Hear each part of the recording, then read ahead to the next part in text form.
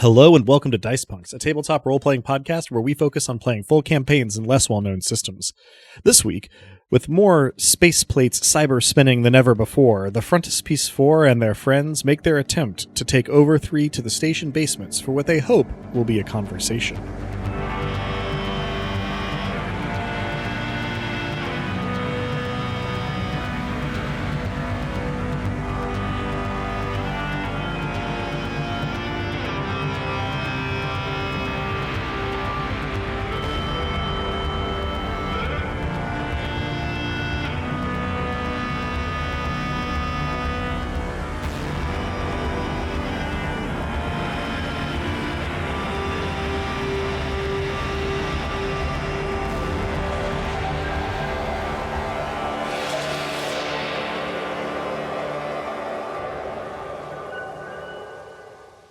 Hello and welcome. I'm Adam, your friendly neighborhood game master, and joining me are... I am Drew, and I'll be playing Cato Burke, who is continuing to have a series of weird ones, as are we all.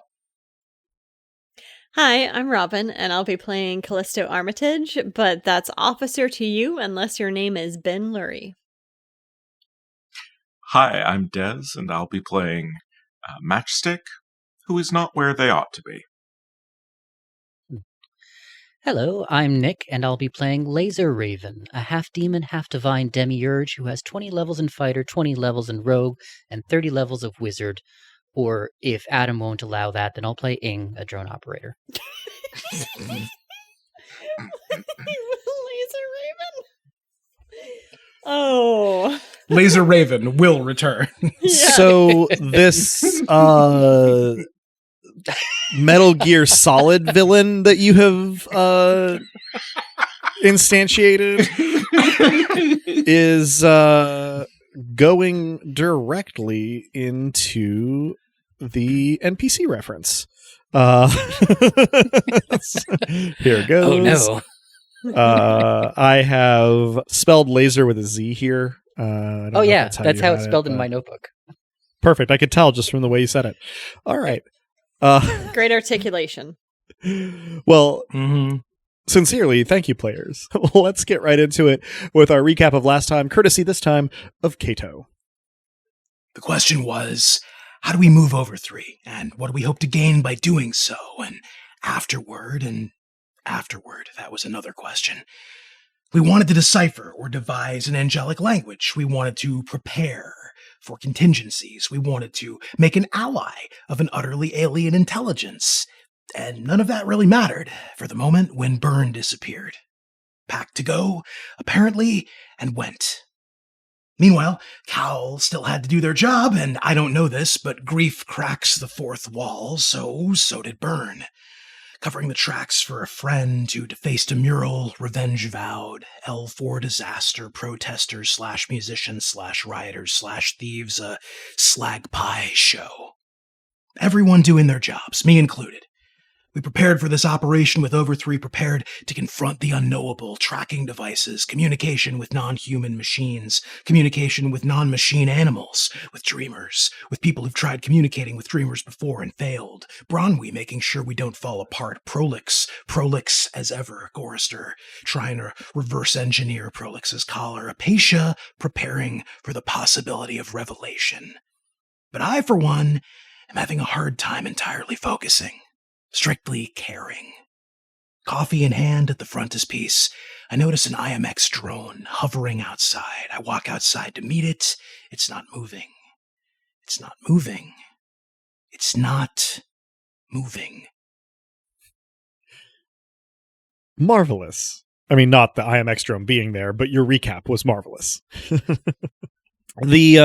The only thing that I need to sort of expand on from that recap is Cato specified there a mural being defaced. That is much more specific than the information that we had from last time. The phrase, the term used was memorial, and Allie, who got the threateningly worded messages, maintains that she didn't deface anything, to her knowledge. So there is a little bit of a mystery here, at least potentially.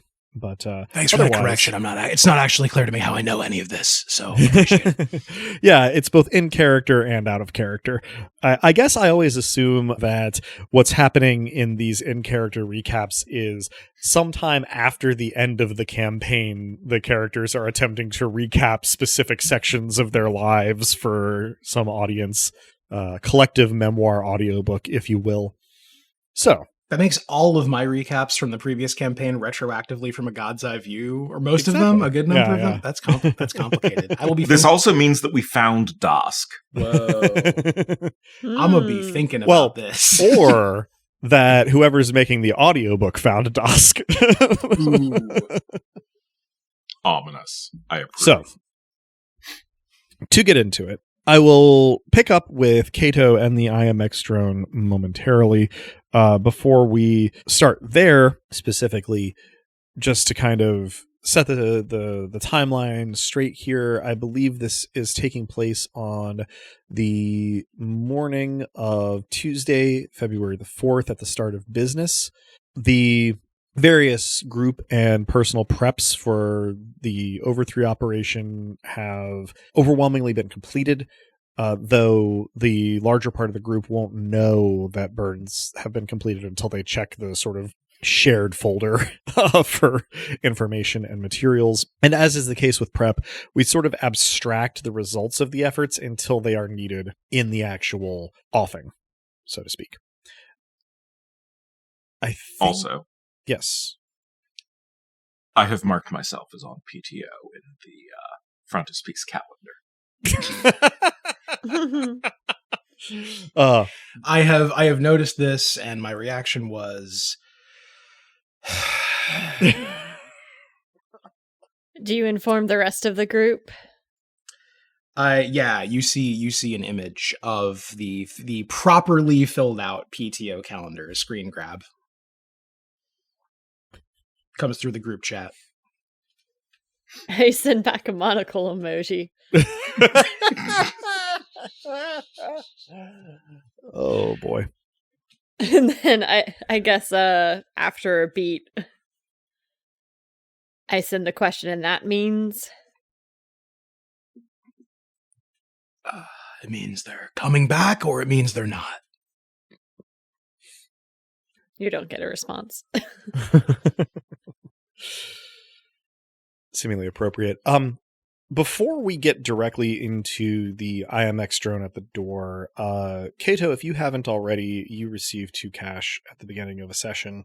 We have been less diligent about rolling to see if you lose cash at the end of a session, because usually our sessions are ending in, a little bit of time pressure, but I won't retroactively sort of necessitate that roll here, but we'll try to make sure we do it at the end of this session. I also want to very quickly circle back with Ing, who has the surveillance module and is trying to monetize this information with the help from Burn and Kato. Obviously, Burn's help front-loaded, shall we say, in this period. And one of the things that I wanted to address here, this surveillance module collects data. It does not really discriminate, and so you end up with a lot of civilian personal information and communication. I'm assuming, based on what I know of Ing, that this is not stuff that you are trying to sell, but it does kind of give you pause. You are a kind of local digital panopticon when you deploy this hardware. And it feels weird. You do have to sift through this information to find the stuff that you want to sell and that might actually sell. So it's not like you can reasonably ignore the stuff that is personal and sometimes even potentially like sensitive.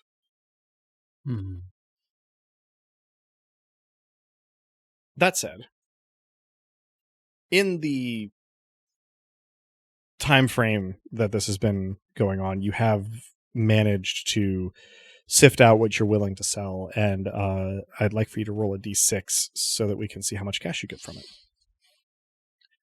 I'm going to roll a golden die. I get a 5. Okay, so you're going to get 2 cash. Yay. Cal, And point of order, my 2 cash is per session or per mission? session. Oh, wow. Okay, so we have been negligent on a few scores. All good. Yeah, I feel I am telling myself that forgetting to roll for losing the cash is balancing out forgetting to get it at the beginning of sessions, but Since it is specifically small business owner as an asset that is giving this to me, I'll say sure. Yeah. Cal? It's not often that I get the opportunity to be truly slimy. Am I aware that this collection of information is occurring and how much data it actually has? That is entirely up to Ing. I'll say yeah, absolutely. Can I have access to it? Yeah, 100%. I trust Cal. Excellent, thank you.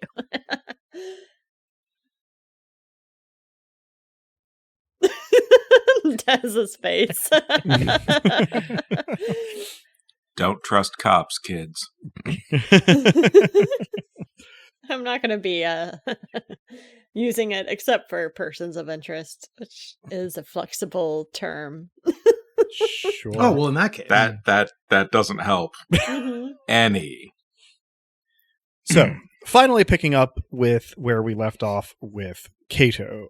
Cato, you have sort of gone into the business area of the frontispiece with your coffee and then checked before you're opening the door and see this IMX drone facing your door outside, just still and quiet. And that's where we pick up. I say, shit. I open the door. I walk outside. Look at the drone. I assume it does not move.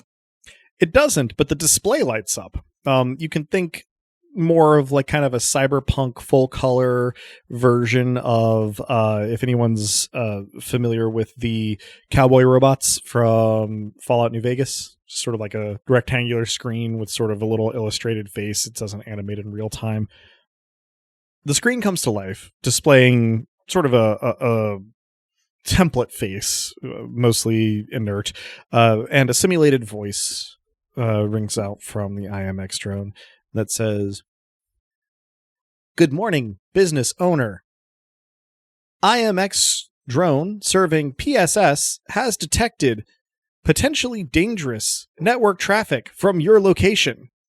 Please allow us to search the premises for any dangerous technology." I instinctively try to message Burn to lock the place down. And when it bounces, I say, shit. Please speak more clearly so our language parser can understand your answer. Good morning.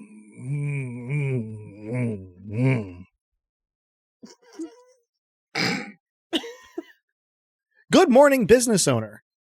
Contraband transmissions have been detected from your location, and for the safety of all customers and employees, IMX, by way of PSS, by way of IMX, is requesting entry to your premises to search for dangerous technology. Your safety is our main concern. Have your concerns included getting a warrant? No warrant has been issued at this time. Requesting warrant. I take a sip of coffee.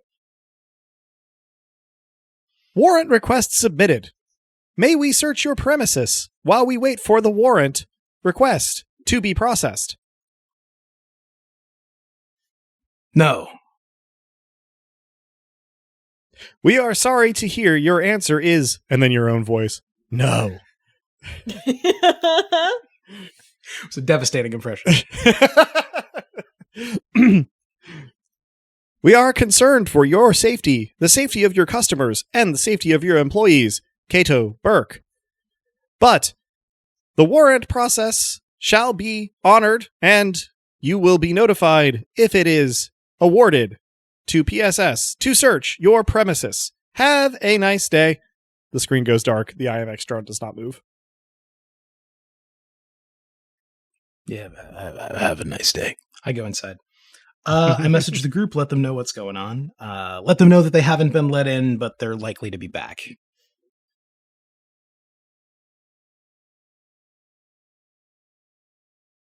So, Adam. Mhm. The extent of the previous standing deal with the frontispiece was that I would look the other way should there be any reports or anything of that matter of note coming through PSS systems. Mhm. I imagine this requires me to have something notifying me if something comes through PSS systems. Yeah, so you have essentially been able to set up alerts, right? You don't get notified of everything that comes through the system, but you've been able to sort of set up so that if certain things come through the system, you are notified. And so approximately 5 minutes after this interaction, you will get the little notification that like Okay. the frontispiece, their address has been associated with a request for a search warrant. That is, I mean, the process for this, and Cal, you would know this, but have to share the information to everybody else if you want to, is that it does actually have to go through a court, right? Like it is not a particularly like speedy, expedited process. It is a functionality in these drones, so you surmise, mainly to be used as like an intimidation tactic. Even if the warrant does get approved, it's likely to take more than a week. Mm-hmm. Don't talk to cops, kids. I do, as I'm walking back into the frontispiece, I am singing a little song to myself and going, don't talk to cops, kids. I don't talk to cops, kids. I don't talk. You probably, not even probably, you get a text message back saying, I'm going to work on it for my end and do what I can. Open to advice on how to avoid attracting more suspicion and doing so, considering the circumstances. They specifically said contraband network traffic. I always said this place would fall apart in a day without. But I thought it was like 30% joking. I'll send all the paperwork your way too, so you can look at the details in advance of anything passing through the courts. Appreciate it. Not a bad idea to have a friend who's a cop, kids, if you can pull it off. Now, Cato, you do very shortly get an automated message from PSS's sort of like do not reply email address that sort of reads pretty interestingly, because it is very, very careful not to actually threaten you. But it does say, "Dear Mr. Burke,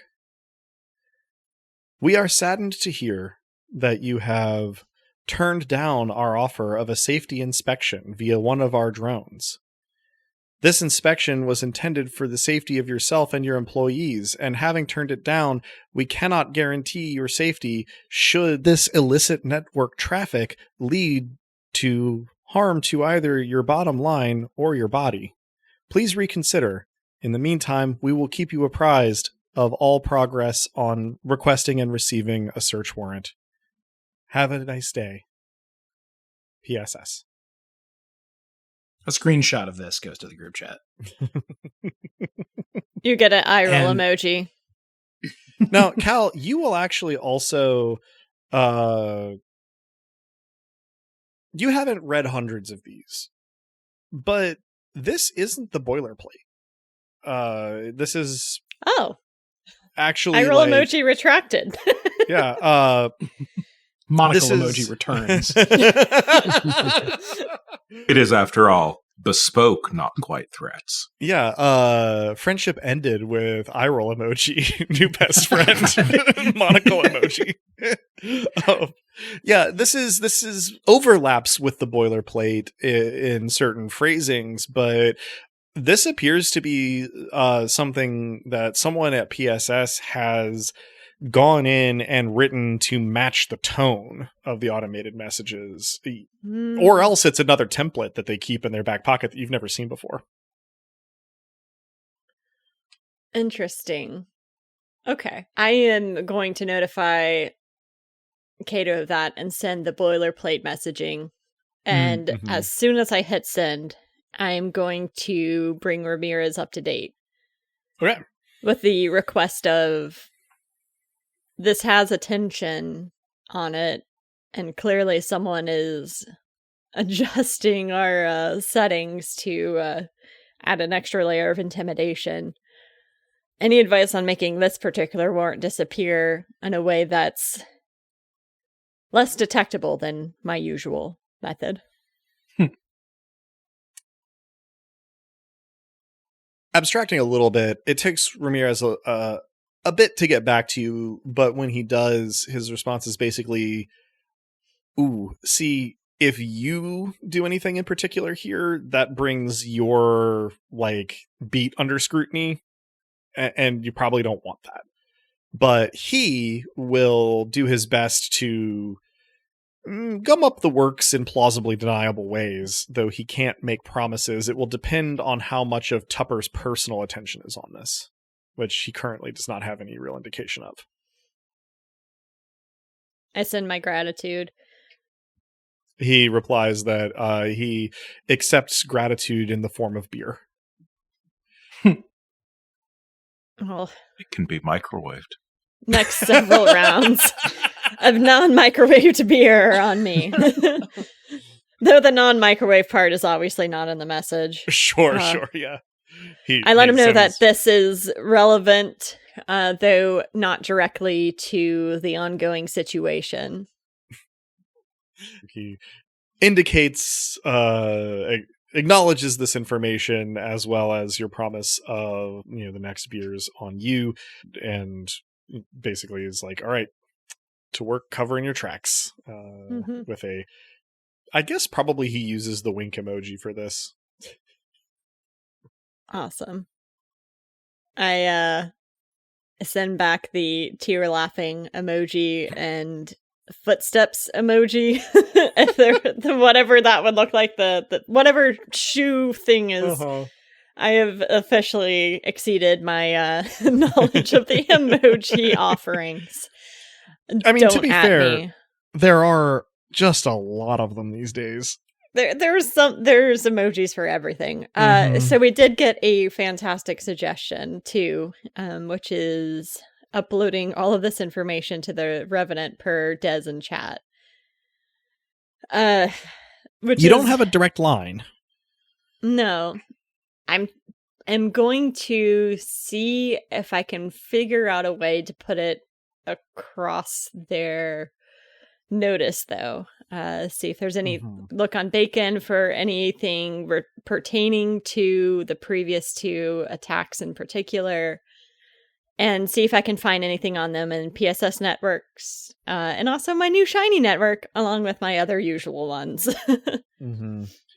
So, this may or may not be what you had in mind, but there are, like, user forums associated with Bacon. They're pretty heavily moderated, though. There is, however, also a Bacon subreddit that is less heavily moderated.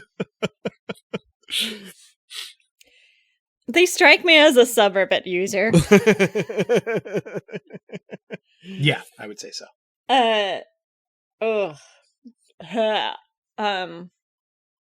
Ing? This can go after this particular segment.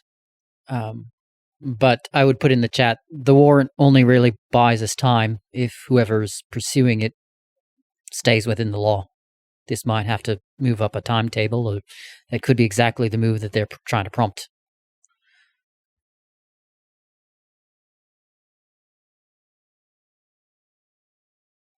We can assume at this point that the entire building is being surveilled. Right. Which makes the plan a challenge. Not that it was a challenge before, I guess, but you get me. The kit bash seemed to drill its way up into the workshop. Does that mean that perhaps there's some access tunnels underneath that we could drill down into and access the tunnels from there? I've been here a while. Do I have a floor plan of this place? I feel like that's something Byrne would have insisted on. Oh, yes, but it does not include station infrastructure. That's a firm maybe. I mean, the received wisdom would be that somewhere beneath the frontispiece there is basement space. But a lot of commercial and residential buildings have essentially infrastructure tubing more than they have like directly like a basement level below them that just happens to be inaccessible because no door was installed. I'm trying to think of a good way to analogize this, which is maybe just a crawl space, but worse. Well, kinda. Imagine, if you will, the space between drywall sheets in your wall, and then turn that to be your floor, and make it, instead of out of gypsum, out of like, plastics, metals, and concrete. That is what you would most expect to find beneath any given commercial or residential space that doesn't have a basement entrance specifically in it. That's not to say that if you drilled through that, you wouldn't find yourself in the basements, but kit bashes are small enough to use those spaces in a way that most human beings are not. Right. So a kit bash could use it to traverse. It does not follow that it could fit, say, an Overthree. Indeed. In the same way that a mouse can get into your crawl space, but a German Shepherd would have a hard time.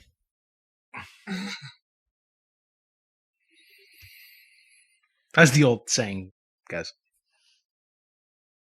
Yes, I'm always saying that. Mm-hmm. You are. I'm actually a little tired of it.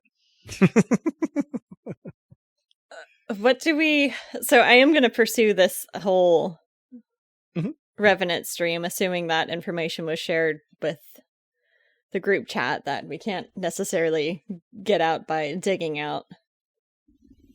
I would say it's more like common sense that maybe could be confirmed in the course of a conversation that we don't necessarily have to have in real time. That's true. Yeah, I was not encouraging us to do that. Yeah. So I think like Ing brings it up, and I say something along the lines of like, it's a good idea if we can miniaturize ourselves in some way. I don't really know how to do that though. Honey, I Shrunk the Dreamer. I was just imagining Kato's head like crawling off of his collarbone on little spider legs and going into the substrate.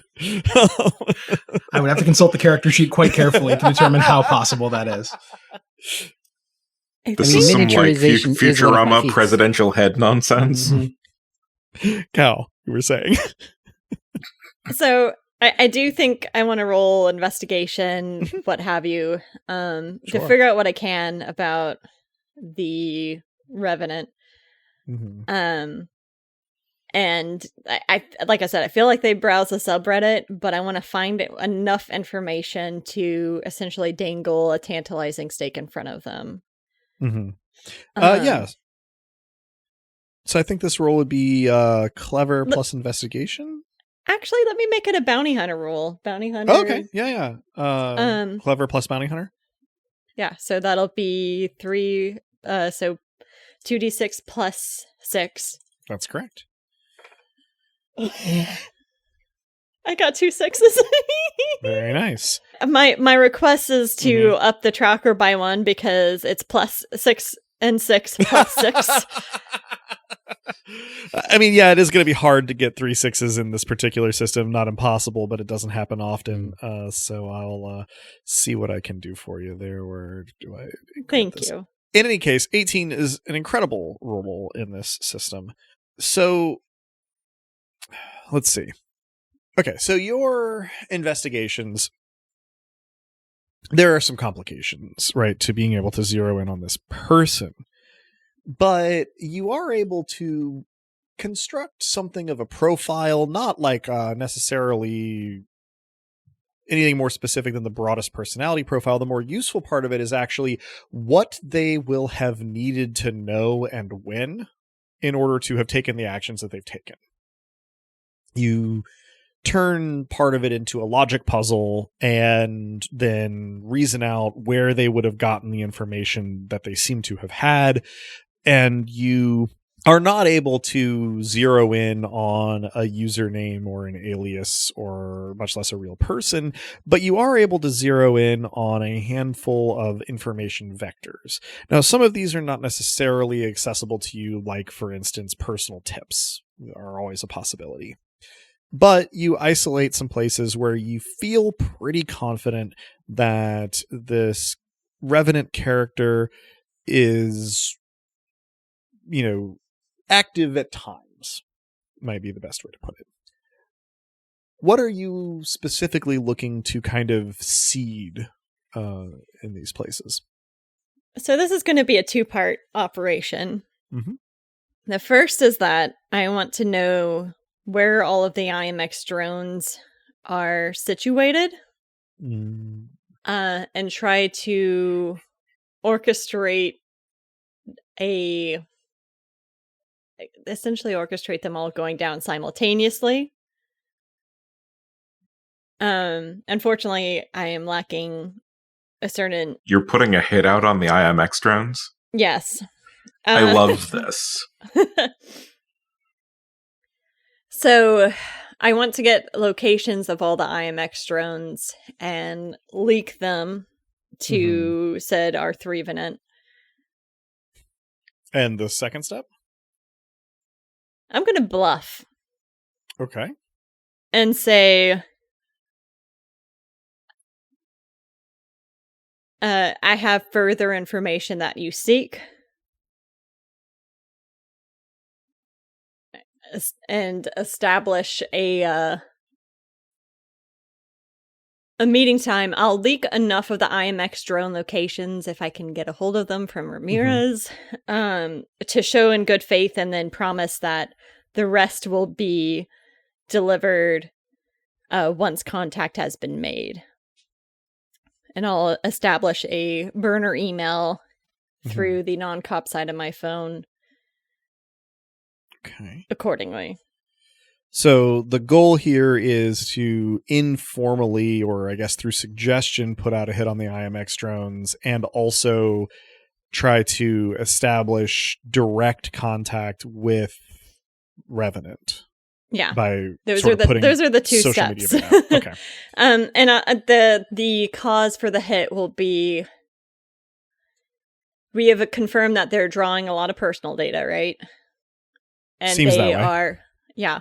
So I will offer to provide evidence of that, along with the fact that they are breaching the law and performing search and seizures without warrants. Okay. So let's take it in stages. We are getting closer to LA Confidential in space. And I love this. Yes. I will have to take your word for it. I know the name and nothing else. Let's see. I think, then, that the first bit about being able to get and provide the IMX drone locations will be a clever plus investigation on your end, which is 2d6 plus 5. Okay.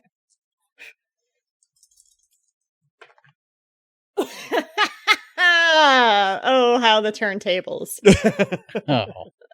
I Now got that she's snake on the other eyes. foot. Okay. Yeah. But that's You- still 7. Are able to discover that the IMX drones specifically are designed not to have regular or predictable patrol patterns. This is one of the features for which Lou Tupper paid when he bought them. You can basically tell the group of them, here is the area I want covered, and in his case it's Selden District, the jurisdiction of PSS, but they will then algorithmically, in giant quotation marks, divvy up their patrol routes basically day by day, so that they cover the area more or less equally, equal coverage averaged over time, but no predictable routes. Now, it is entirely possible that long-term observation could reveal some of the patterns here, but no inside information that is completely actionable. However, you might still be able to parlay this, in terms of your sort of using that information to bait Revenant. If you were able to convincingly pretend or present that you could provide this information, on the back end, if contacted privately. So up to you whether you want to go ahead with that or not. Well, on what platform am I posting this information? Sticking with Ribbit, I think, for this, where you're anonymously, sort of calling the attention to it, trying to get the personal contact from the public offer of information. I will guarantee the location of a certain number of IMX drones. And then mention the rest should be destroyed on site. All right. And try to in addition to getting the Revenant's intention, I'm also trying to rile up the people using this subreddit who subreddit, who presumably have some pretty radical feelings about law enforcement, and see if I can't start a casual movement on campus against these drones. So this is going to be, I think, I'm thinking plus bounty hunter, since that's kind of the crowd that you're working with. So plus 5, 2d6 plus 5. 2d6 plus 5.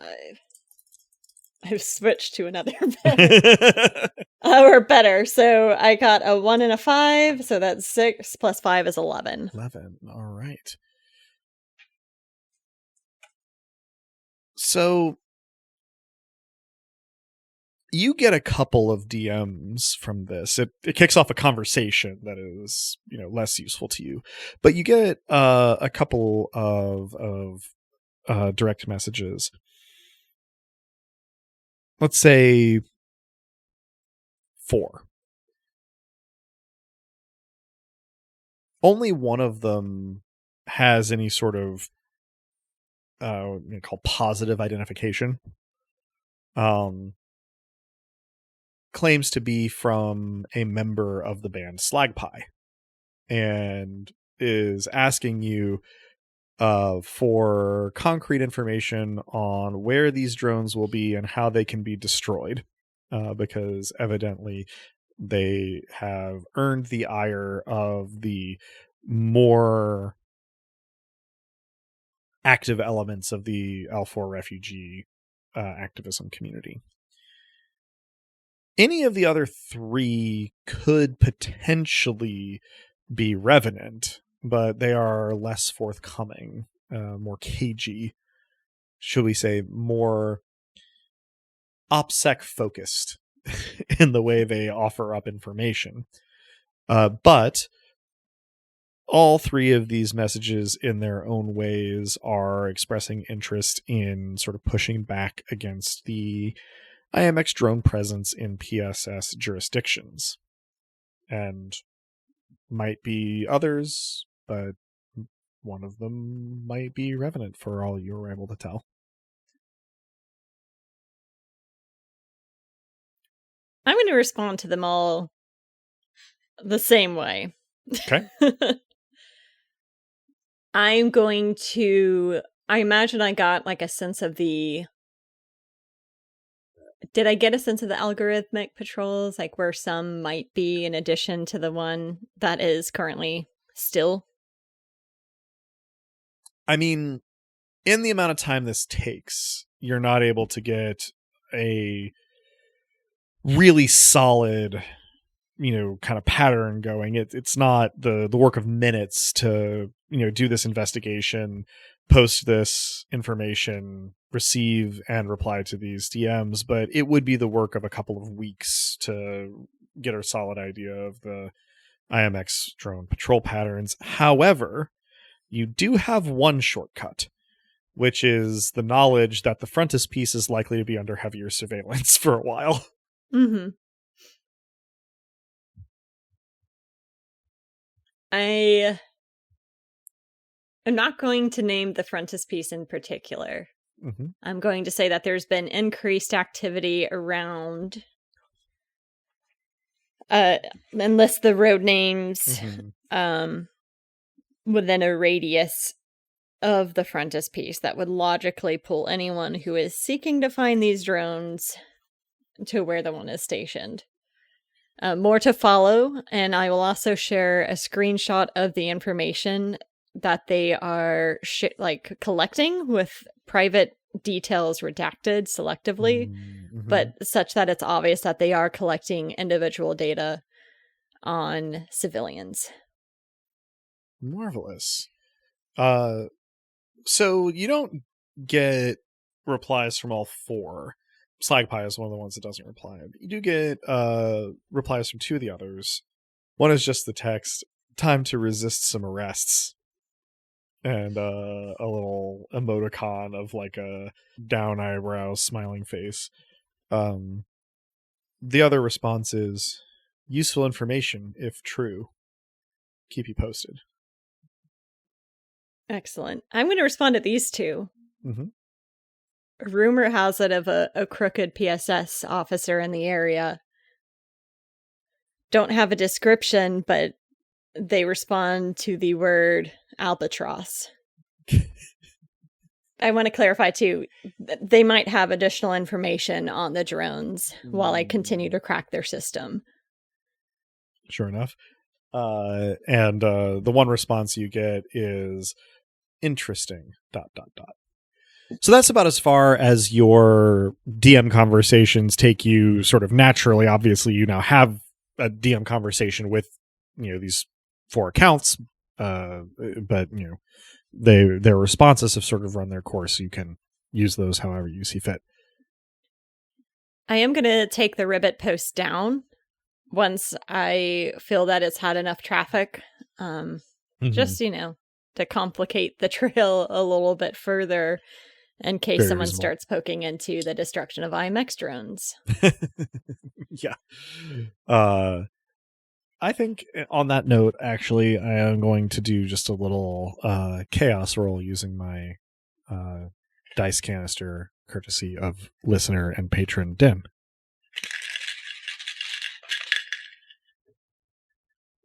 Fun sounds. All right. So all of this has taken a few hours, inclusive of the research. In that time, yes, Cal. Sorry, I I was gonna wait for you to finish that. But once I have taken it down, I am going to send a very Cal-ish text to Burns' number. Very, very bluntly bringing them up to speed, and with the request, could use your help in keeping the heat off Cato. And after a beat, I'll send a single word in a text, please. Now, at that time, both of those messages bounce back to you as undelivered. Mhm. Which has been I figured. the way that it's gone since Burn disappeared. Okay, so in the interim, while Cal is orchestrating all of this, this is the day, right, that you were going to be initiating this operation initially, according to the plan. So let's see, check in perhaps with Ing, in the first part of that Tuesday. What in particular are you using your time for? Yeah, I mean, I'll send out another message to the chat first of all, putting two other possible responses to the situation out there. The first, that if there were some sufficient distraction or kind of thing that required a police response, it might draw the drones from the area and give us a gap out there. Or assuming that those in charge of the station are corrupt and have some of the police in their pocket, if we could intimate that we are working for one of them doing illegal things, then maybe the police will be called off.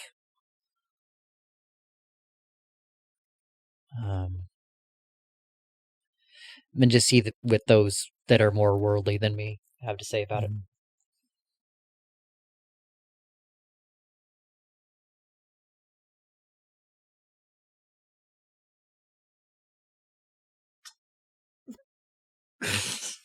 I feel like I've done a lot of talking. That's why You have, but this is sort of your area of expertise. Yeah, it's very much this is your op for the moment. So 1, yes, could work. 2, don't poke that bear.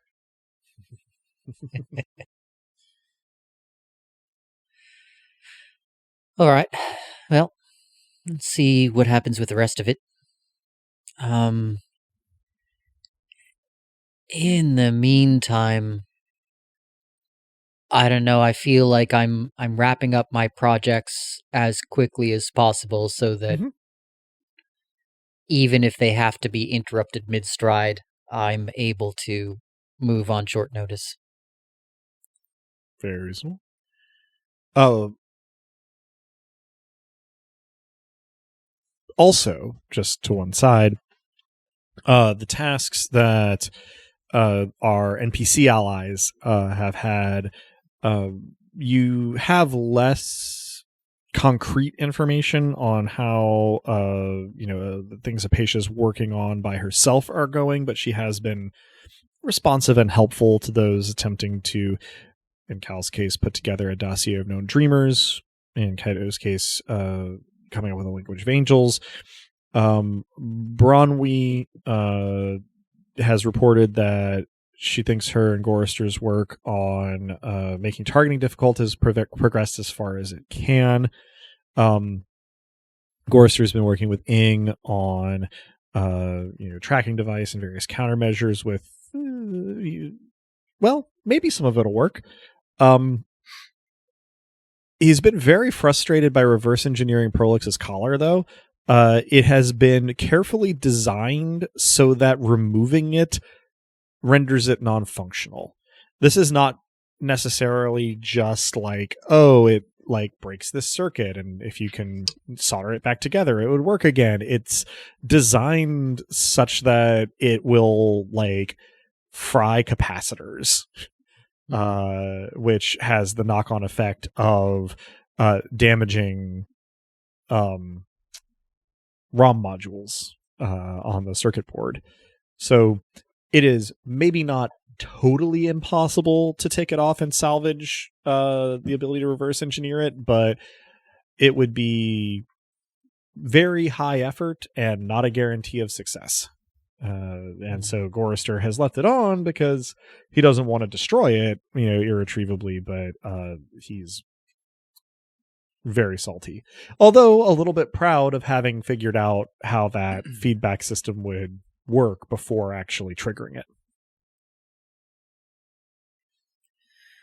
Okay. And just checking in, Gorista. This, I suppose, remotely, because I don't really want to be seen at the frontispiece. The biochaff that you worked on, does that go for non-human entities as well? He goes, well, it simulates organic signatures.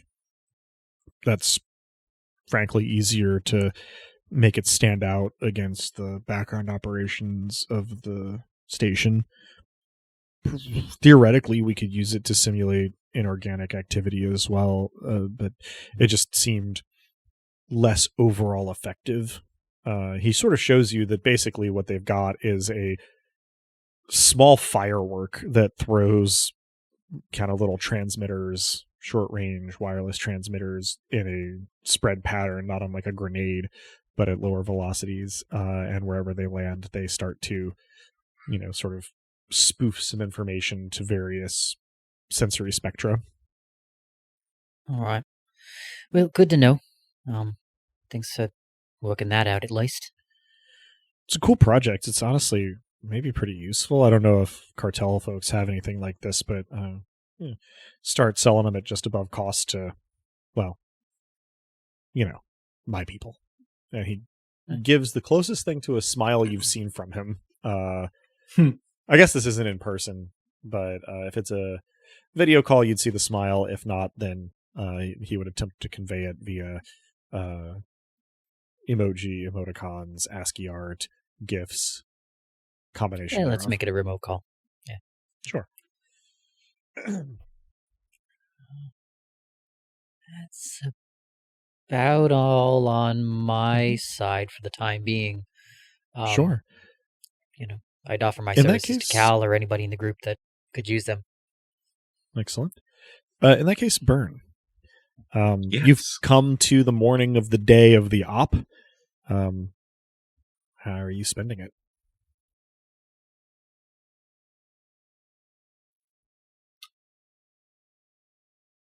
I flip my phone on to receive whatever messages there might be that have come in. Mm-hmm. You get a fair few, including the ones we've talked about this session. Okay.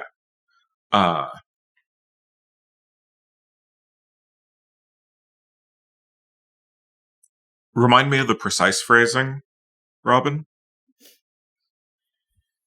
It's a very blunt description of the very Cal kind of condescending undertone, followed by, could use your help in taking the heat off Cato.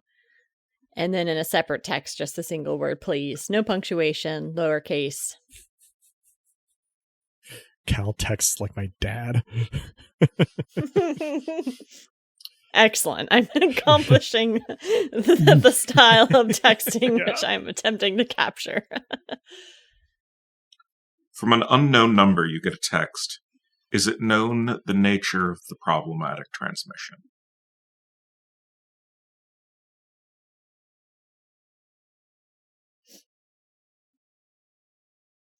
Do I have any idea? I think based I don't on think any of us information? know. Yeah. That probably would have been submitted to the court in the warrant paperwork, perhaps?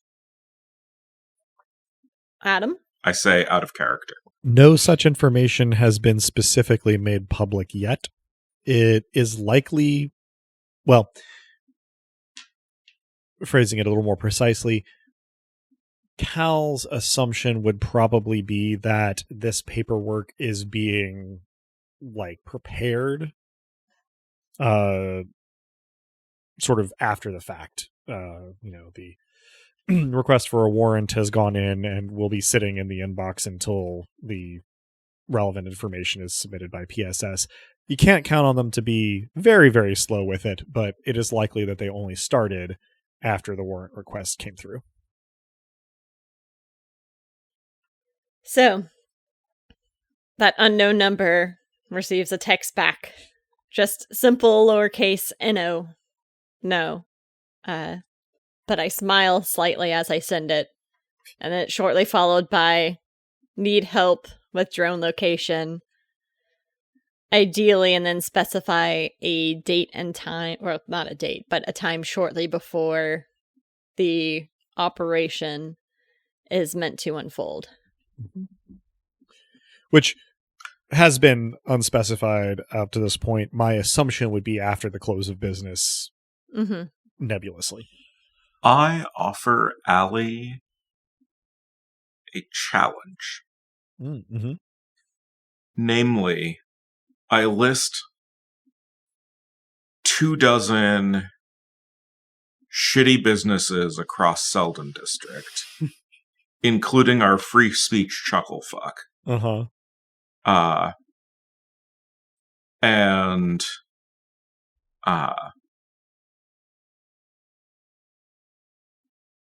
suggest that it may be an interesting lark for a number of different reasons and for purposes of getting the heat off of a variety of folks, for these businesses to detectably transmit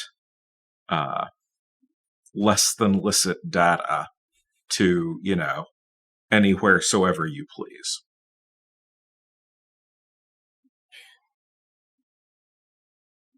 After about like a 5-minute turnaround, you get a message back from Allie that just says challenge accepted and has a gif from a movie of a character like pulling their goggles on. Nice. I send back an anime thumbs up reaction. I'm gonna make a roll deliberately extremely Genki. I'm gonna make a roll for Allie here real quick.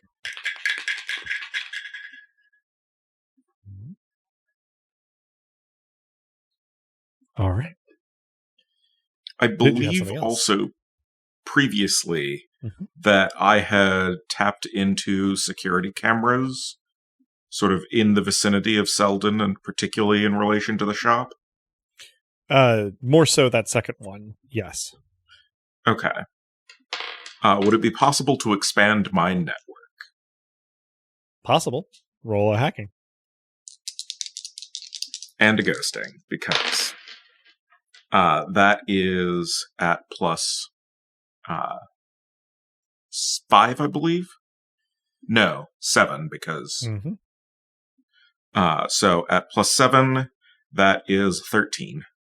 Okay. Let me file that away, and for then you're ghosting. Ghosting, also at plus 7, that is a 15. Okay. There is a functional maximum size to the coverage that you can get because there are essentially like maintenance systems in place that start resetting connections if too many register as like either down or like in an altered capacity. You're able to expand it a little bit from the frontispiece, but you're not able to get more than, let's call it like a fuzzy boundary of a block radius around the frontispiece. If I can't expand it immensely just from the frontispiece out, what I would do instead is just hit like intersections that could maximize my traffic coverage.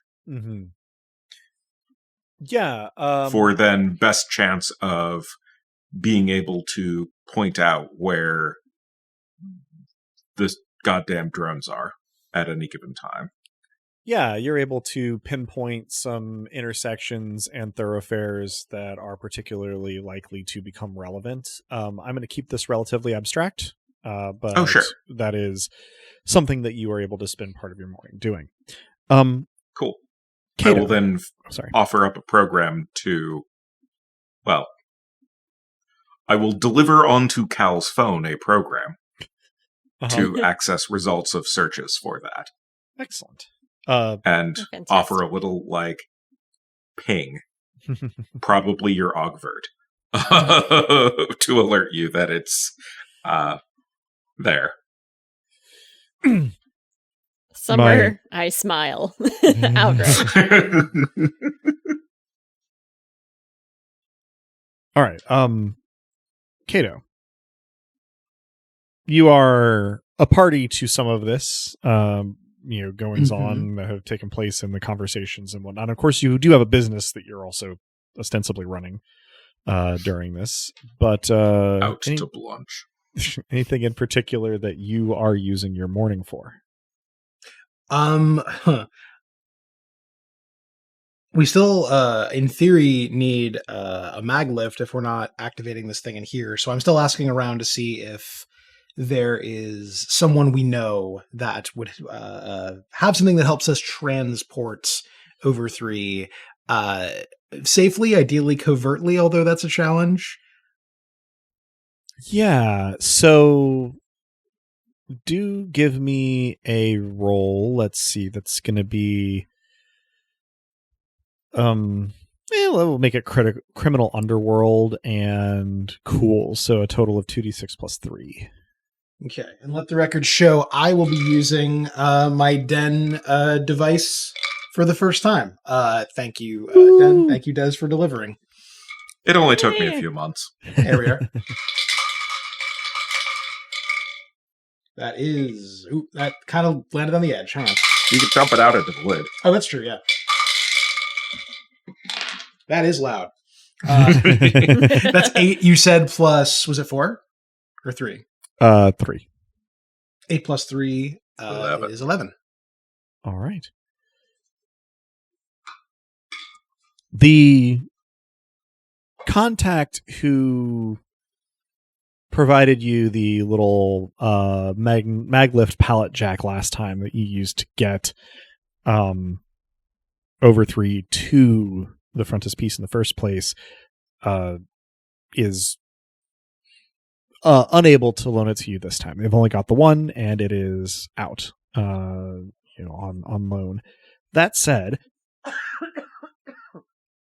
after not really getting any other hits, you end up taking an odd sort of circumnavigation of your circles and field an offer from Sim of Izakaya Po'boy. He has, but Return of the King, but does not typically use at this stage a little as you call it, like cargo bike cart that he intended to be able to hire someone to make local deliveries with, but hasn't gotten around to that yet. And he says in his message, if you cover up the Izakaya Po'boy branding on it, that you can have it until you don't need it anymore for 2 cash. That seems worth it. I thank him. I say, don't worry, you won't get any free advertising that you don't actually want. And I appreciate it. Can I, do you share this with the group before you cough up the 2 cash? I do. I'm going to send a message to my boy Brock Choi. I'm going to offer him more information on Lou Tupper. If he can persuade our friend to let us use the cart branding covered for free. Okay. Let's get...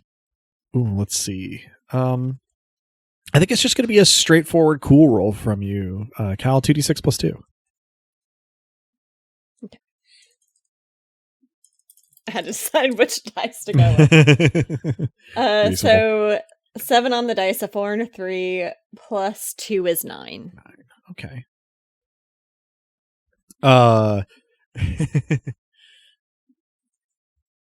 Troy gets back to you pretty quickly with a message saying, "It's not that I don't want to help, but, well, I can't risk my commercial relationship with Mr. Bellefontaine.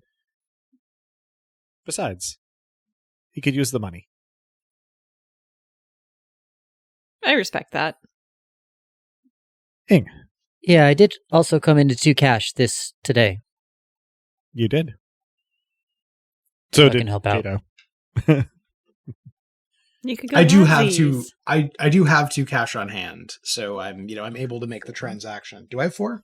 Yes, because I got 2 this time. Yeah, so I have 4 cash on hand. Thanks, Des. I'm good at keeping track of other people's money. This place really would fall apart without you. You Des and you Burn. So yeah, okay. So I do have the cash on hand to handle the transaction, but of course, folks kicking stuff in is appreciated as we make the books balance later. But I'll, what do you have a small business for? Especially a front, if not for stuff like this. Yeah, so Tim says that, he'll leave the bike with the cart attached, sort of out back and slightly distant from Izakaya Po' Boy, and that it should be there in half an hour, and it will stay there. If you could please return it to the same spot when you are done. I do send some additional information on Lou gratis to Brock, because I think it's important to not just reach out when I have a dire situation. He sends you back a green heart emoji and some cartoonified vegetable leaf as an emoji. I respond with a series of veggie emojis. Sans eggplant once again. And peach, for that matter. That Cal is knows not a that vegetable. Yeah. I was gonna say there aren't that many vegetable ones, I don't think. So if you're excluding fruits, then Leeks, broccoli, cabbage. Yeah, I mean, so many of Round, the green, vegetables leafy are thing, actually whatever. rather Yeah. phallic. It's true. I try to avoid those as much as possible. It's fair. It's fair. Probably just a bunch of leafy greens and then a random tree thrown in that looked like it might be a vegetable to my squinting eyes. this But oddly might relay colored the wrong cauliflower. Yes. Ignorant to this conversation, of course, I say that we've acquired a means of transporting. We have unfortunately subsidized the Cajun hot sake market. This is followed by an ASCII art of a daikon.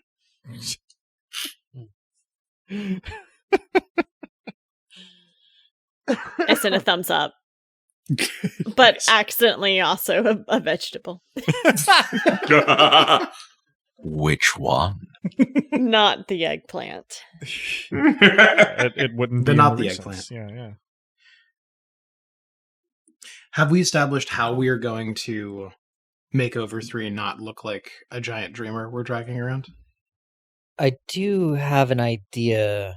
I mean, it seems like either we could try to be as inconspicuous as possible or as conspicuous as possible. Like Go on. If we, for example, glued a bunch of trash to the outside and carted it through the streets with a megaphone saying, this is the amount of trash the average, L4 person, generates in a single day, I think that people will actively try to avoid us. I love this. That's a very good idea.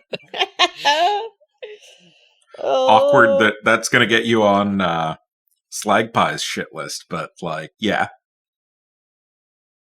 If you say L4 specifically, but we don't have to make it about that. Yeah, that's not what I meant. What I was looking for is us, who are Grand we? Cross, We are more Grand Cross. generally. I didn't catch the L4 slander, so I'm glad. Right. I appreciate the clarification there. I assumed Yeah. the Assuming Grand racism. Cross. I assumed the prejudice was accidental, and that Yeah. actually you just meant yeah. Yes, Grand exactly. Cross- I did mean Grand Cross, but Yeah, Grand Cross Yeah, is at we the are L5 point. Yeah. L5, thank you. Mm.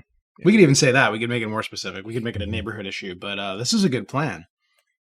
Or at the very least, it's a plan, which we didn't precisely have before, other than big ass Safe one, tarp yeah. with 2 holes cut in it like it's a large Halloween ghost.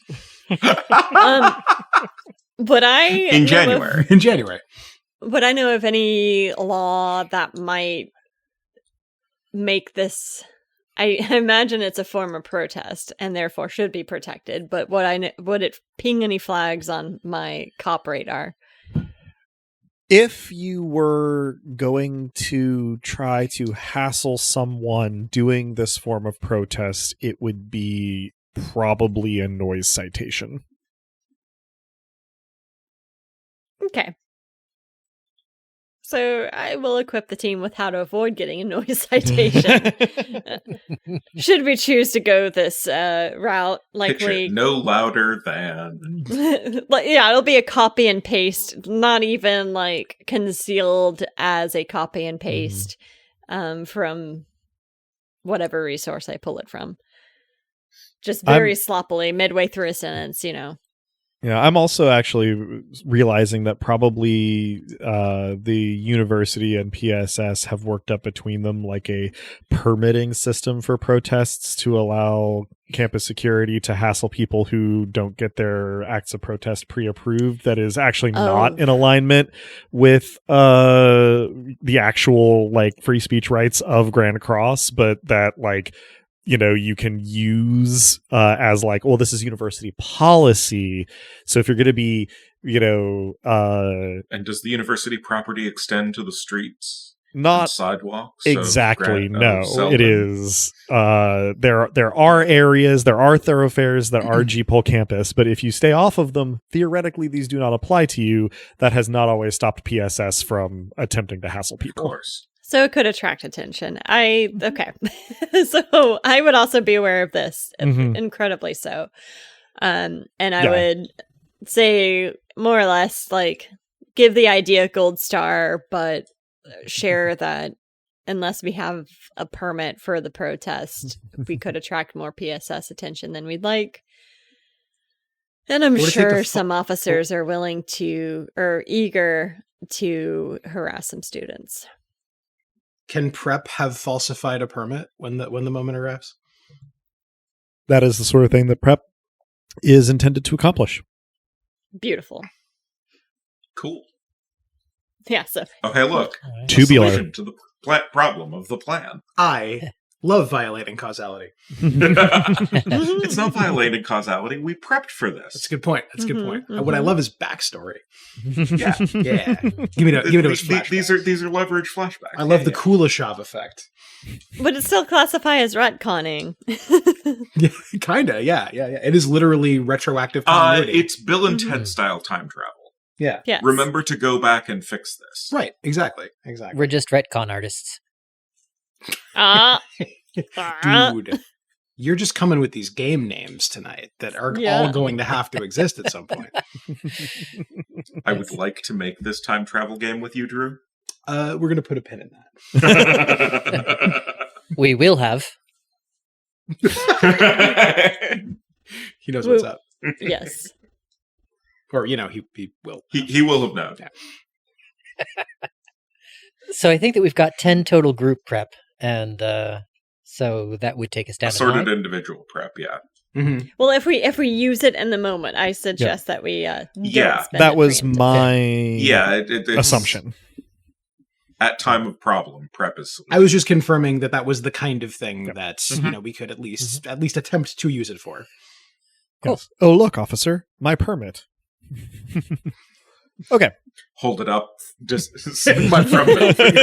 Oh wait! I got another one here in this pocket. I just realized that I pulled 2 permits. Why is this one in a jack-in-a-box? Listener, I invite you to imagine what our video shows from these players currently. Like Nick's username, it is a lot of middle fingers. I messed that up still somehow. Nah, you got it. What a versatile gesture. So Is it that? we are going to spool time forward. Towards the end of the business day, Bronwy and Gorister have been working after lunch to essentially pack up the Dreamers in the back, Faraday cages and all, restraints and all. It will be probably on Kato to go retrieve the bike after, business is closed for the day. And then, those of you who are already at the frontispiece make sense to be the ones to hoist the dreamers into the cart. And to the degree that you wish to do so, decorate them as garbage or whatever tactic you're taking for this hiding in plain sight protest kind of thing. Take down Mount Cartboard. Yeah, if only my actual garage were available in game. But alas.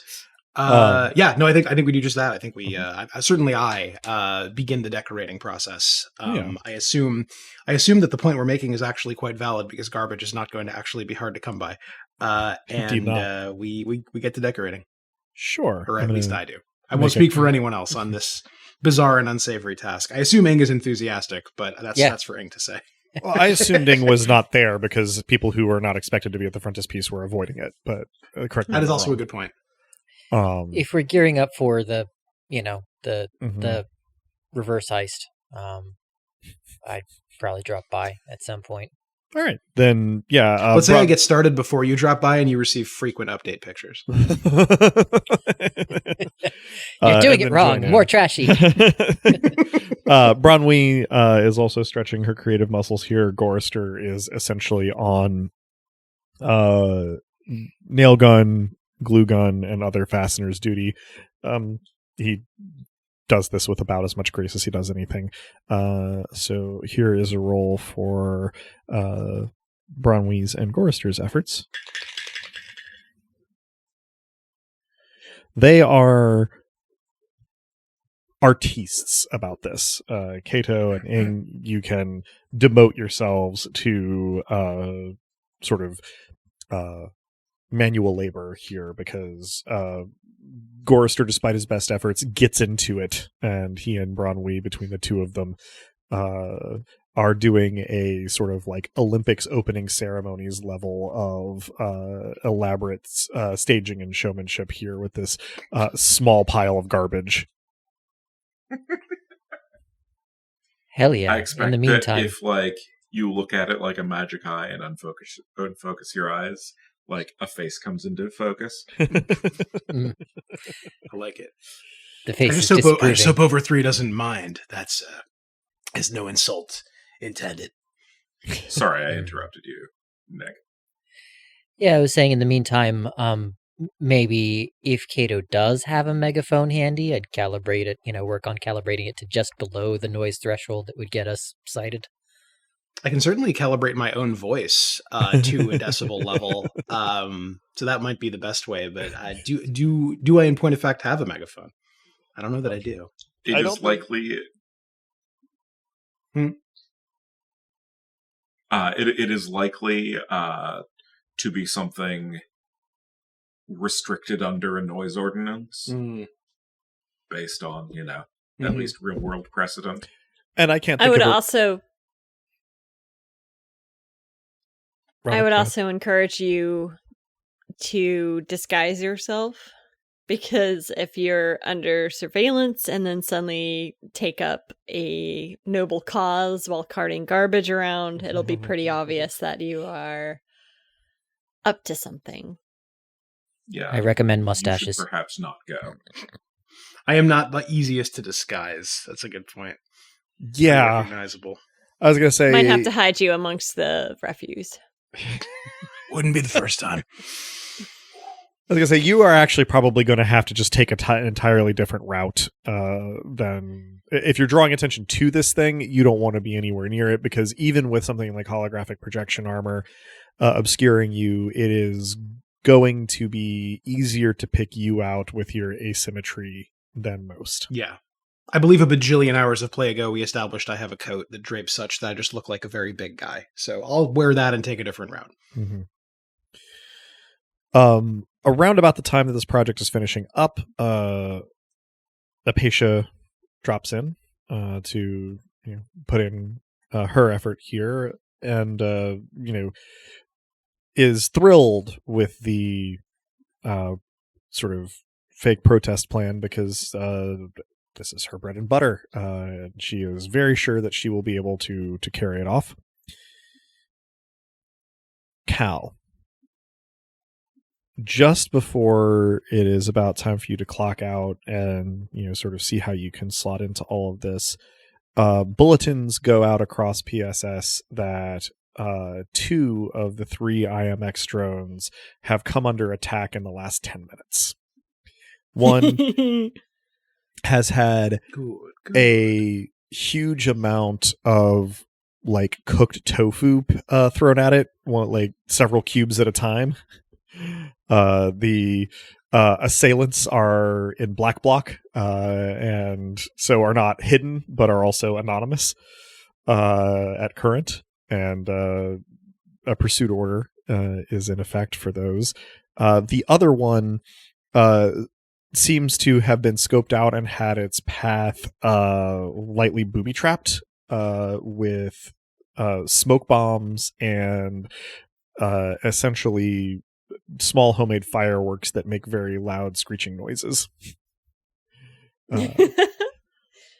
So, considering that neither of these have the MO of our revenant friend, I'm going to camp out without hopefully being surveilled. I'm going to camp out by the one outside of the frontispiece. See what happens. I would also like to formally retcon having, in the process of planning, reached out to Cato for a means to potentially secure the stun gun back if he knew where Byrne was keeping it, assuming Byrne had not taken it with him. I believe we had it on air that Byrne gave Cato the stun gun because didn't want to know where it was. Yeah, but that may not have been established in character. So yeah. So I absolutely made sure that we bring it along. Yeah. Assuming that when I went to the drawer that I hid it in, it was still there, which might be a big assumption, but I think it's probably what happened. Yeah, it was, and so you were able to get it back to Cal. Cool. So it seems like this is as good a time as you are going to have to start moving this thing. Now, where it is going is something that has not previously come up so far. Basically, there are quite a lot of entrances to the basement levels. Most of them are quite small. They are not entrances so much as apertures. Many of the entrances that are entrances are for people and not equipment. So you have had to go to the nearest one that would be sized for something like Overthree. It is not tremendously far, but Grand Cross is a dense place, and Selden District being, downtown-ish, denser than most. So having to go just under 3 blocks is kind of intimidating. The good news is that the area that you have chosen for this entrance is out of the way. It is partway down a access alley, right, to the back of businesses on one side and what we might call university adjacent facilities on the other. So not things that the university itself owns and runs, but student-oriented private rental housing, parking, paid parking decks, things like that.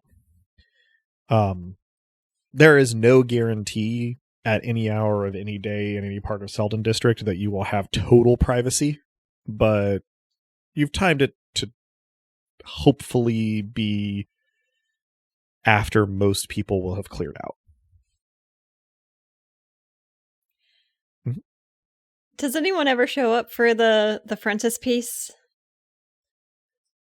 I was gonna kind of get there as we start moving the okay, cart. Fantastic. I'm still watching it and making sure that it's not going to capture where the cart is departing. Yeah.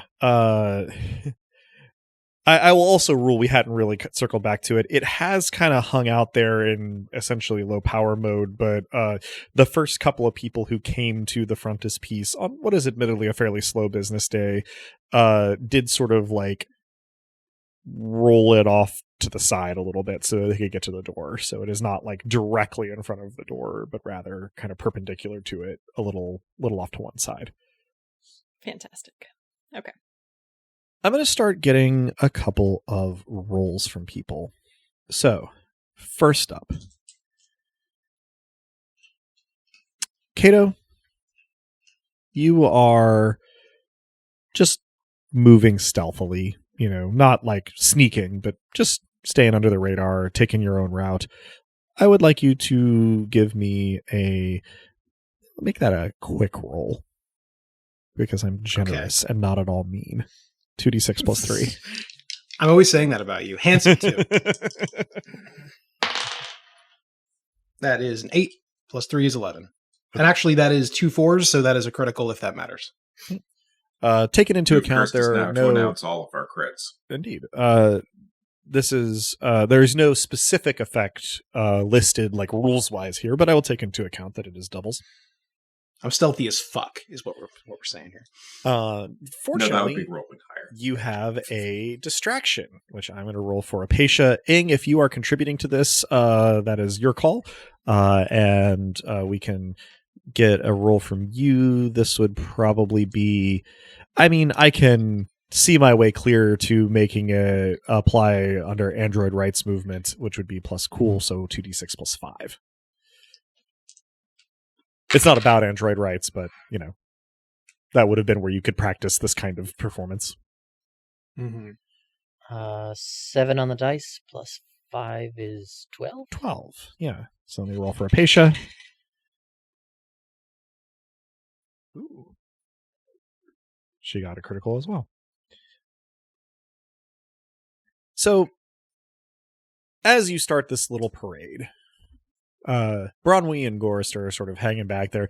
They're basically looking like bored onlookers, right? Who are like, let's see where this goes, following from like the sidewalk, just kind of looking on.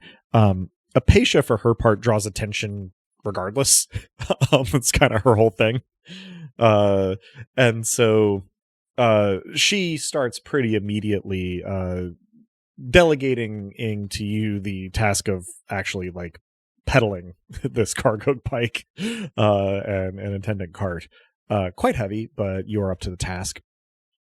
And she just sort of starts shouting in a raised voice, but not beyond the threshold of what might get cited, to say, "We may have left the land behind, but we are turning our space into a landfill. This, gesturing at the cart, is the amount of garbage that the average resident of Grand Cross produces in just 3 weeks. And where do you think all that goes? Orbit is already cluttered, and most of it gets jettisoned out into our close Earth space. How are we supposed to transport our loved ones and our necessary cargo safely if we aren't trying to conserve?" I mean, and it just goes from there. Apatia talking about conservation is something I was not prepared for. Let the listener be aware that Robin is fanning herself.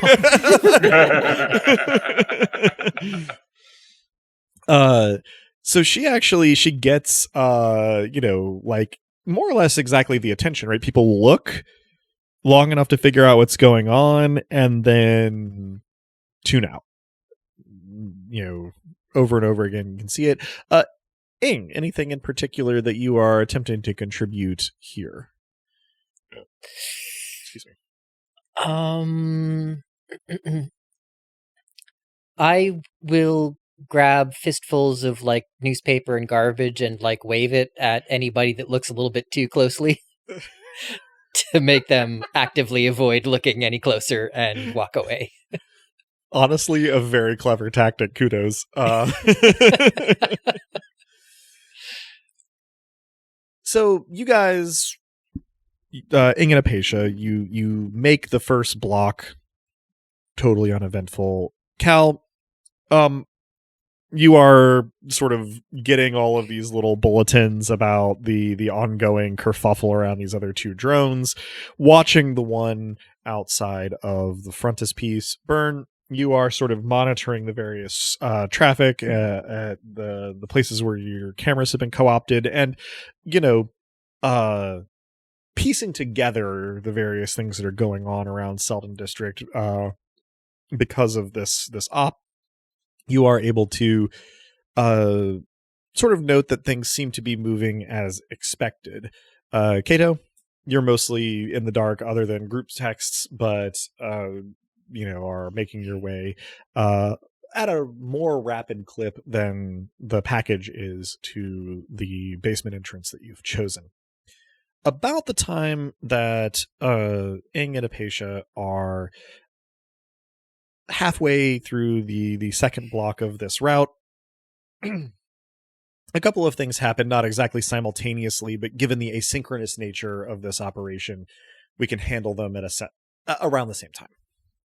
So, first thing.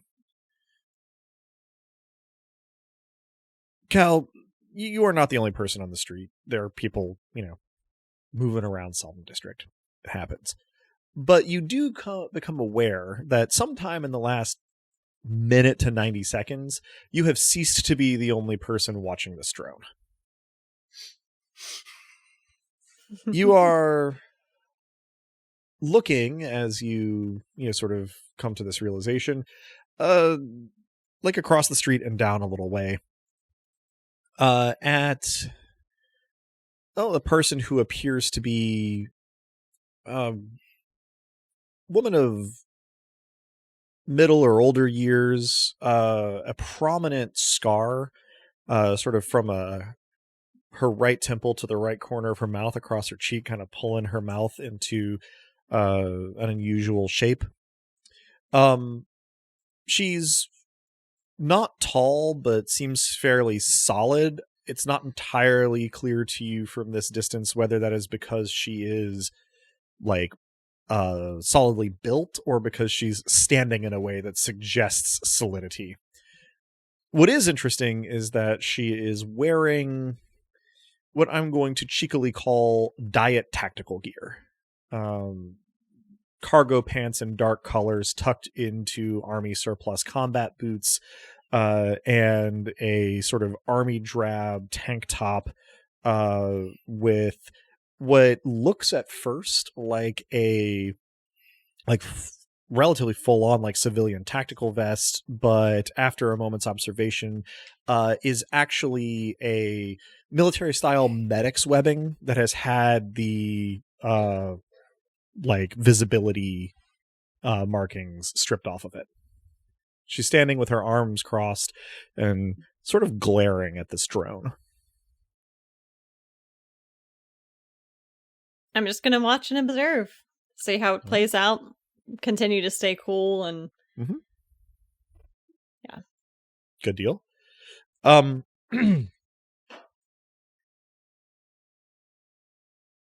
Burn, we'll handle your thing next. Okay.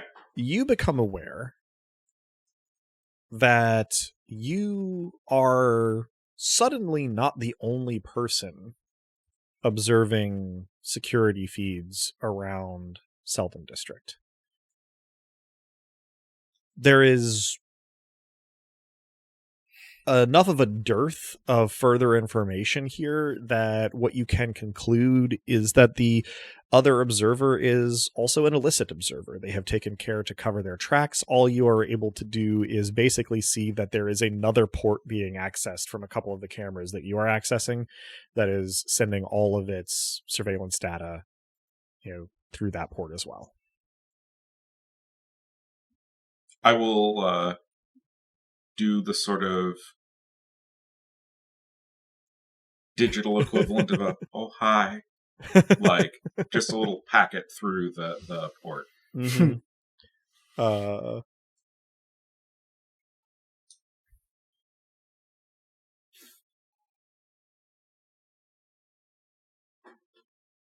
it takes a moment to the point where you're starting to wonder if you are going to get a response, but it's a pretty slick move. In one of the feeds you're observing, a little picture-in-picture opens up and displays a GIF from a Western where two of the three people in a Mexican standoff are like smiling and doing like a little chin nod at each other. I will send back a doctored gif of a Dalek exploding with a question mark. It's a good GIF. GIF game strong. Fantastic gift. GIFs together strong. And canonically acknowledging the existence of Doctor Who in this universe, which makes perfect sense given the alt historical timeline. So it will take another moment or two, but the GIF in your little picture-in-picture changes to be an older. Hang on, I'm trying to remember the timeline here. Not the current Doctor, but two back from the current Doctor in this version of 2020, doing like a fist pump, like yes, inside of the TARDIS. I'll just offer up specifically like the pinpoints of what I know of where they are. If I know about the two that have been interfered with, I will specifically supply those, as well as the one outside the frontispiece and wherever the fourth one is or may be. Yeah.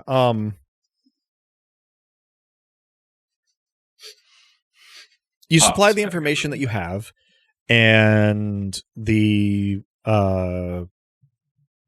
other hacker responds with a GIF from an action movie or show that you do not recognize, where a very dusty, unshaven man with like military cropped hair and like burned and bloodied clothes is giving a tired smile and like a very action movie thumbs up to the camera.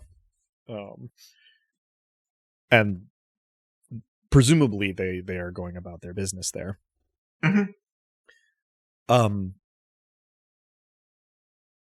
We'll catch up with that again in just a moment. Ing. As you are passing through the second block, everything is going pretty swimmingly, until a voice calls out from the passers-by, seemingly aimed at Apatia. Oh no. It's a unfamiliar masculine voice, but says, "Whore of Babylon! We should space you along with the trash!"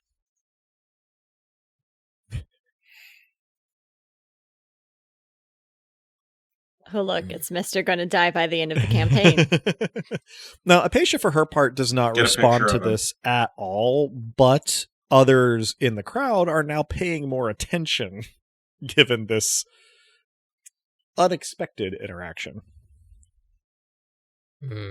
Many people keep moving. They're not stopping to observe, but some do, who aren't in a hurry or who are already kind of just hanging around, businesses, homes, whatever. Start to kind of tune in. It is not immediately clear to you to whom this voice belonged.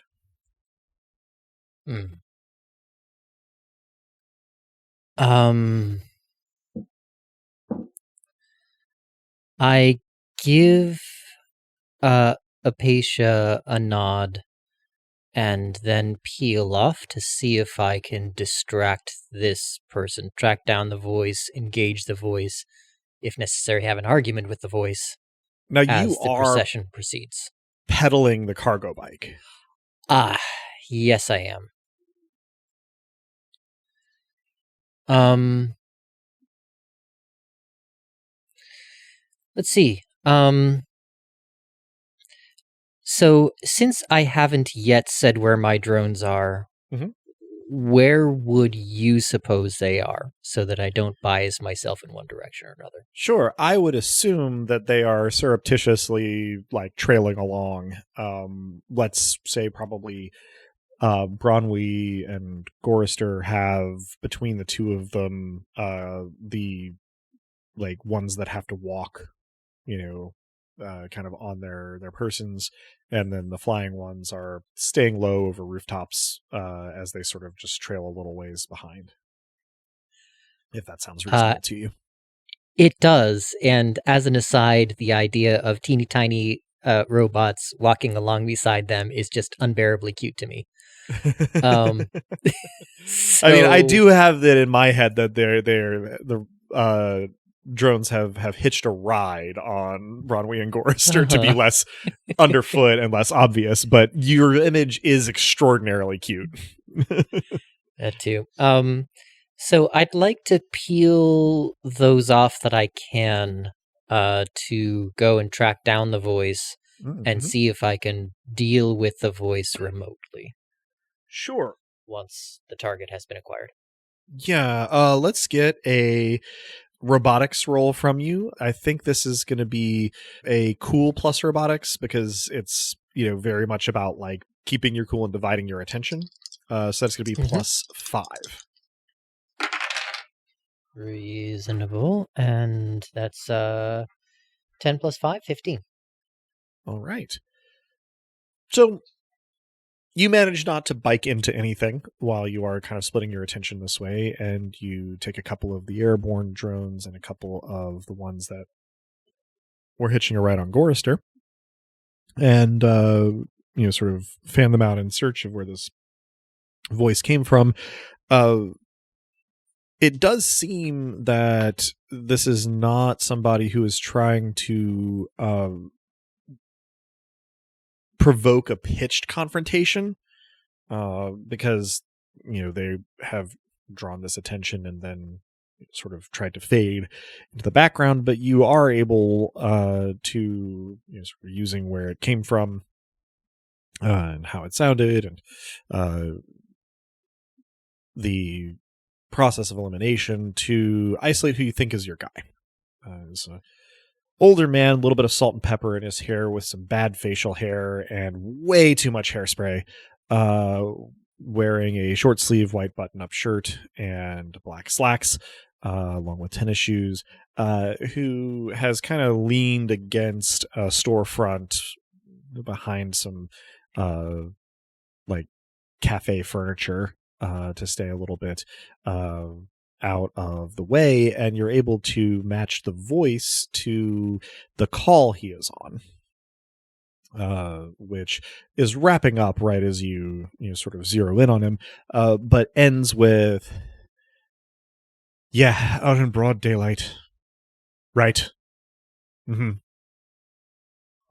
Okay, bye." All right. I text the group updating them, providing the location of the person, and suggesting this person seems to be engaged in active surveillance and is more than incidental contact. Bronwy in particular sends a little smiling devil emoji and a thumbs up, and peels off from her trailing of the bike with Gorister to go do whatever it is that she has in mind for this guy. One can hope. Yeah. So this has drawn a little more attention to you, and Apatia takes a moment to let everybody know that she's actually going to go a little bit past her turn and double back to allow the kind of attention to cool off a little bit. All right. This doesn't seem from Byrne's perspective like it's going to put her dangerously close to any drones, but obviously the anxiety of staying on the street longer. Nick?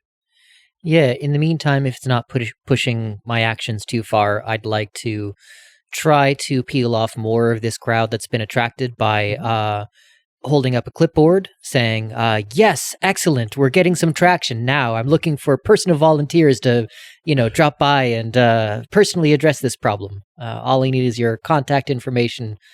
I promise it's very unobtrusive. Only a few hours of time on your Sundays. There were two people who were maybe looking kind of interested, but as soon as you said contact information, they melted into the crowd.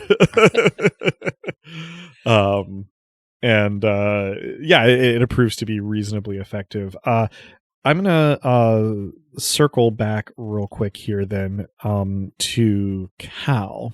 So while these things have been going on, the woman who's been glaring at this drone has seemingly taken a call. You sort of see her fiddle with a device, nod a couple times, her focus drifts. She does not say anything. And then you sort of intuit that the call is over and she refocuses back on the drone, and then fiddles with something sort of at her belt. And Burn, you will be able to see this part as well as you are sort of monitoring your feeds. The device on her belt activates holographic projection armor that matches what has been used in recent incidents by Revenant. About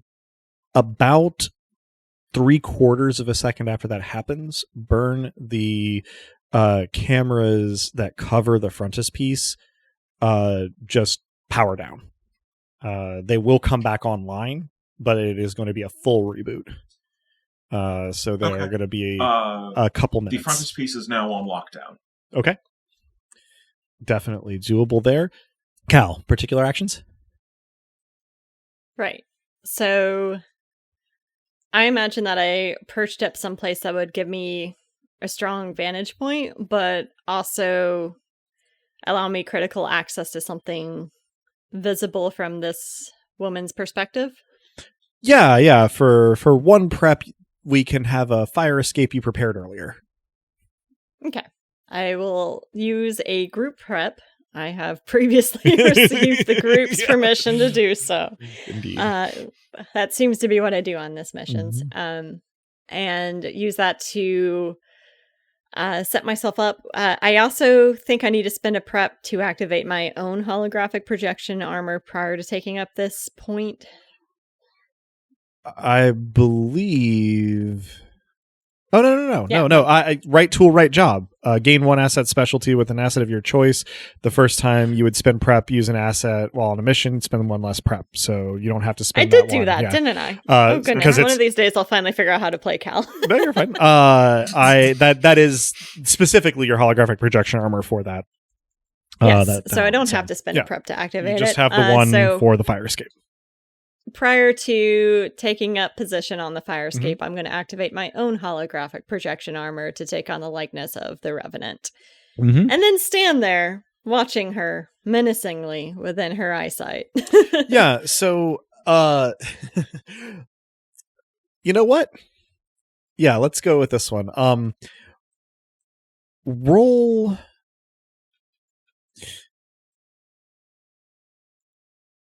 cool plus holographic projection. So that's going to be 2d6 plus 3.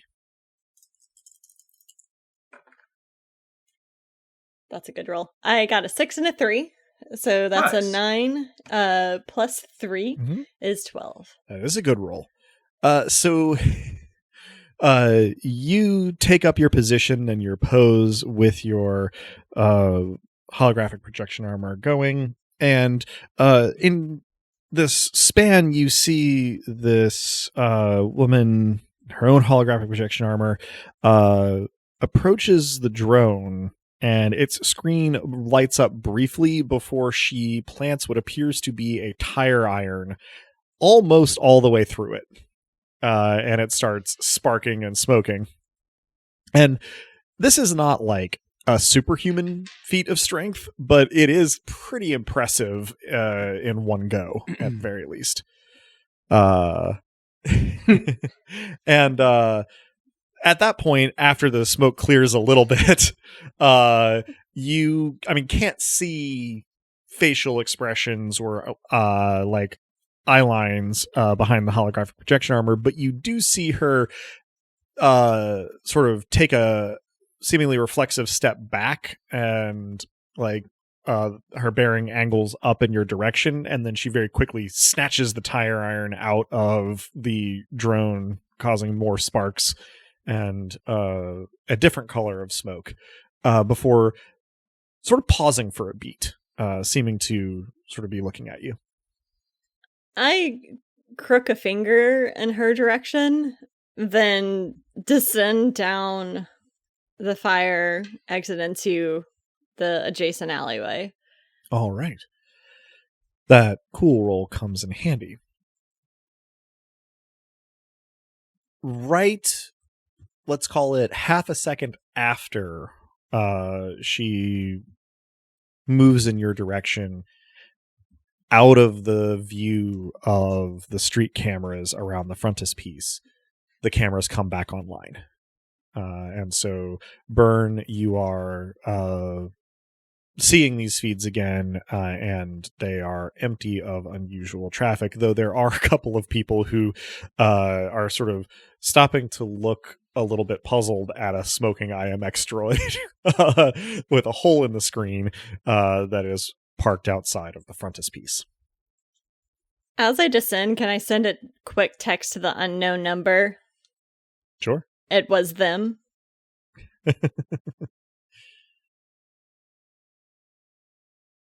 Interesting. So, I say, having no idea who you mean by them, not knowing about the trawling of Ribbit. So yeah, she. I would have. I think I sent you the information about that earlier. I mean, some of the information about Revenant would have been in the messages that Burn got when they unblocked everything. Okay. I wasn't sure how much made it through. Yeah, I don't remember specifically when. Yeah, I don't remember it being specifically mentioned. Yeah, when in relation to this operation, anything was stated directly about Revenant, but I could just be forgetting. While this is going on, all of this is, of course, time dilation. Everything is kind of happening at once. Ing, your drones will observe Bronwy approaching the man you had identified as he sort of makes to surveil your progress, and asking him if he has heard the terrible news about our Lord and Master Satan. And he seems to be incapable of not taking the bait. So he is, at least for the time being, likely to be occupied there, and you and Apatia turn a corner.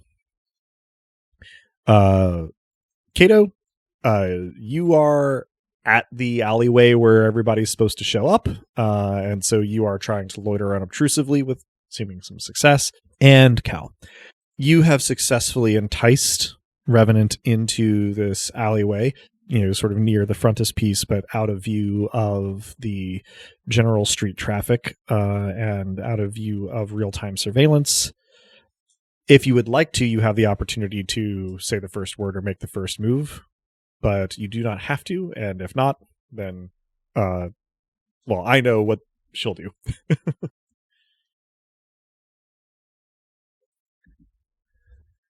I do the universal kind of head up greeting and then say, well, this is awkward. She pauses about like a body length and a half away from you, returns the little nodded greeting and says, in sort of a somewhat gravelly, somewhat lower voice, says,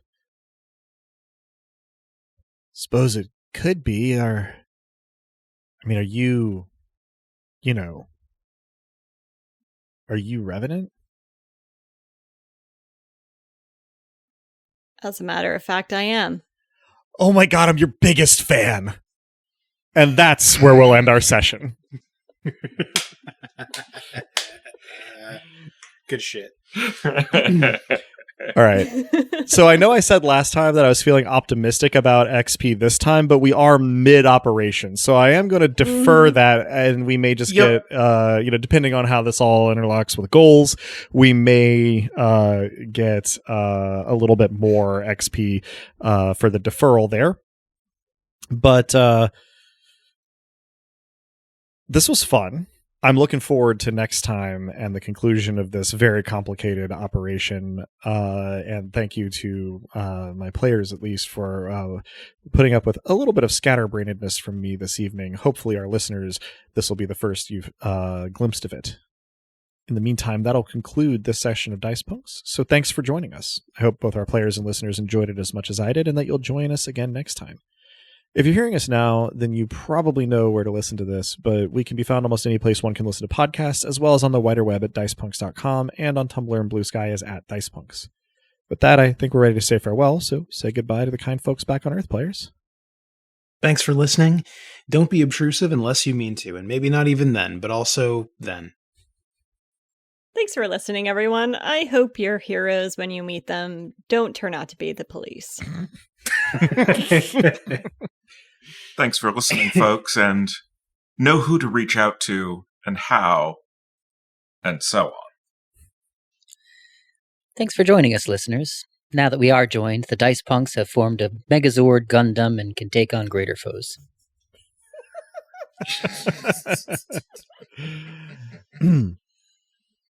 And as the poet once said, it's been 1 week. Beloved listeners, thank you for tuning in. Stick around through the admin stuff for a Cato log. The music in this episode, Augment or Die, is by Emerson Boatwright and our very own bookmonger, Drew. Check out their other work at the link in the show notes. Editing on our rad new cover art was done by Joanne, who's appeared on the podcast now and again. Check out her work around the internet, where she goes by Anything Sews. Site design and graphics for dicepunks.com are by the one and only Officer Armitage, Robin. Hardwired Island is by Paul Machevic, Freya Erlingsdottir, and Minerva McJonda. You can find Hardwired Island at etten.itch.io/hardwired island. Links to the system and authors can be found on the Punk Grimoire section of our website, dicepunks.com. Thanks so much for listening. If you liked what you heard, that's reward enough on its own, but if you're so inclined, you can help us out by rating and reviewing us wherever you listen to us, telling your friends who you think would like us to give us a listen, and even by heading over to our Patreon at patreon.com/dicepunks. We have fun rewards available to backers, including a patron-only Discord and access to the Dice Speaks After Show for episodes 1.1 and following, and also a PDF of a tabletop RPG world-building game that our very own Drew made for a game jam. So check that out. Regardless, we hope you'll tune in again, and until then, remember, subtlety is for cowards.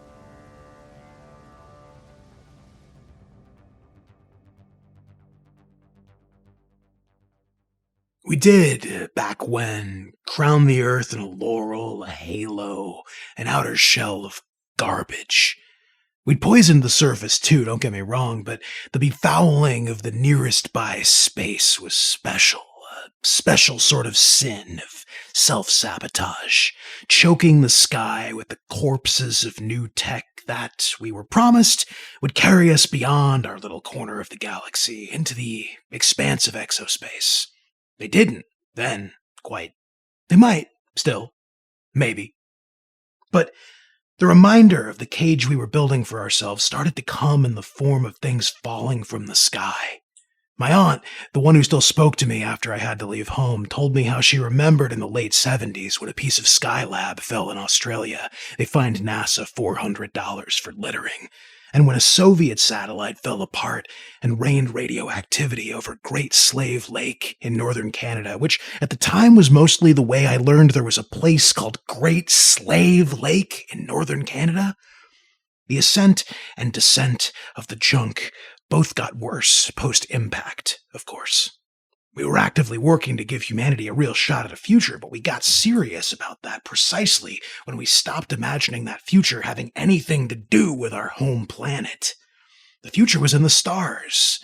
Sustainability was everything, but as an aspiration. The order of the day was more as it had been forever.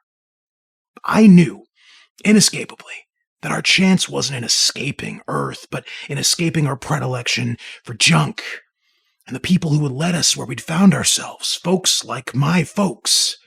I knew that if they were the ones to lead us into space, or if we made it there without them and they followed us with their wealth and their value that valued only value, there'd be no future. So we tried to take apart what they had, bit by bit, and we tried to imagine a future where sustainability wasn't just a word people used to imagine they could keep doing what they were already doing, consequences be damned, forever. We might. Still. Maybe.